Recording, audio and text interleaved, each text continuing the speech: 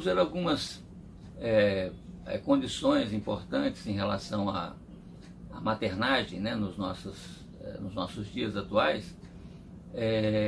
Uma consideração importante é que as mulheres, nas últimas décadas, né, elas caíram numa espécie de condição social que os homens também caíram, né, no começo do mercantilismo, principalmente na era industrial, que é esse afastamento, vamos dizer, da vida doméstica, né? E a sociedade moderna ela tem um recurso bastante significativo, né, do exercício do seu poder, diferente dos impérios, dos reinados, né, aonde esse exercício ele deixa de ser um imperativo externo e ele se constitui num imperativo interno, né, naquilo que o Freud vai chamar de super-eu, né, uma instância que rege sobre o eu e que representa, né, o social.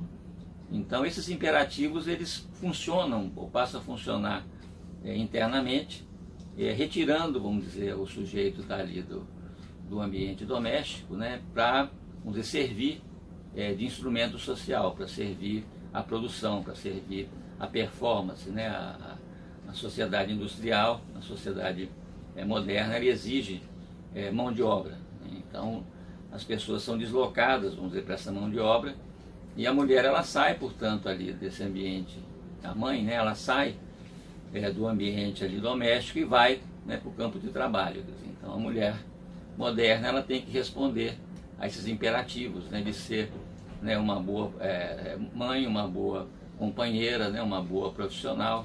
E é claro que isso gera uma série de distúrbios, né, uma série de problemas emocionais que repercute, inclusive no ambiente doméstico, né, inclusive ali nas suas crias. Essa retirada, né, da mãe ela vai permitir a construção de um sujeito menos humano e mais técnico, né, mais performático, mais consumista, que é o tipo de sujeito que interessa a nossa sociedade contemporânea.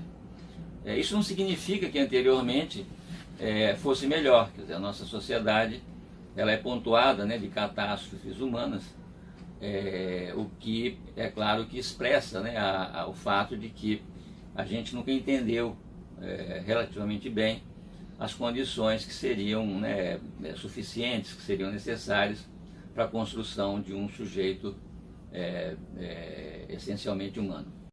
Uma primeira condição importante, né, da maternagem é o que a gente poderia chamar o gozo. Quer dizer, o gozo ele vamos dizer, diferente do prazer, né, porque ele inclui questões de sacrifício, questões de abnegação, né, questões mais profundas, vamos dizer, mais complexas, né, do que o prazer meramente.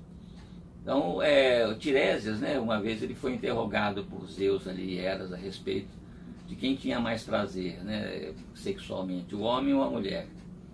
Aí o Tiresias disse que, como ele já tinha sido, né, mulher e homem, por um castigo de Hera, ele disse que é claro que era mulher, né?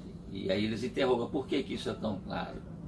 Aí Tiresias explica, né, que é porque a mulher ela tem o prazer ali na situação sexual, depois ela tem o prazer com a gravidez, ela tem prazer com a criação dos filhos, ela tem prazer depois com os netos. Então o prazer feminino ele é contínuo, quer dizer, esse gozo, né, ele permanece, né? E o Lacan ele fala dos que ele chama o gozo outro, né, que é o gozo feminino diferente do gozo fálico.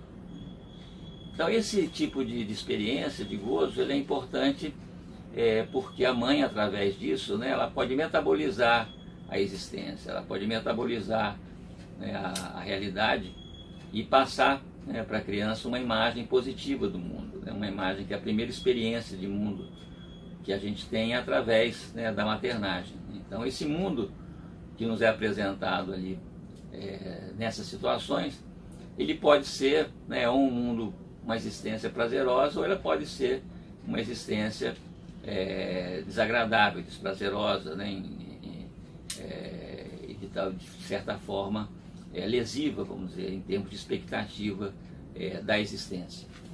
Uma segunda condição, né, da maternagem é a constituição da linguagem, a constituição, né, da estrutura simbólica.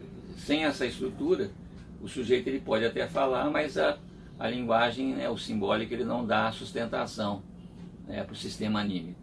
Então, para essa constituição, é preciso primeiro, né, que se acredite nas pessoas que falem. Quer dizer, para a gente acreditar na linguagem, que a linguagem ela depende da crença, da fé, né? A gente tem que acreditar, né, que essa palavra cadeira representa exatamente, ela é o objeto cadeira. Quer dizer, isso exige uma crença, né, que a gente, mesmo na ausência do objeto, a gente acredite que a palavra ela apresenta, né, ela coloca, né, em ação, ela coloca em ato esse objeto que ela representa. Então, como na base da linguagem, né, existe a crença, para que essa crença se constitua, é preciso que a gente acredite nas pessoas que falem, nos seres falantes. Então é através da crença, né, nas pessoas que falam, que a gente passa, a gente transfere essa crença para uma crença na linguagem.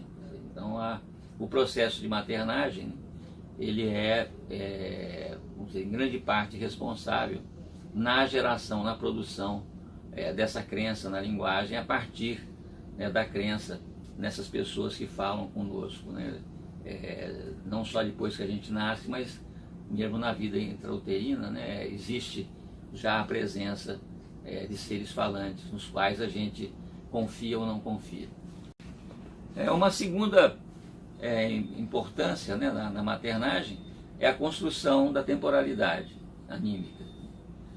Então a falta, vamos dizer, dessa temporalidade gera, né, ansiedade, gera uma série de dificuldades, né, com o tempo, com a espera, muito comuns, né, na sociedade contemporânea.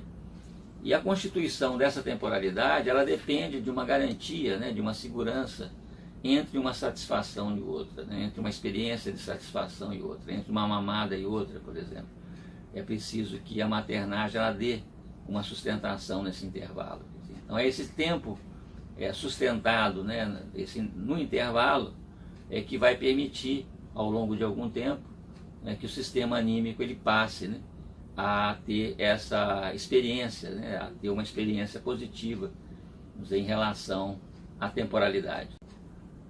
Uma outra importância grande, né, da maternagem é a construção do espaço.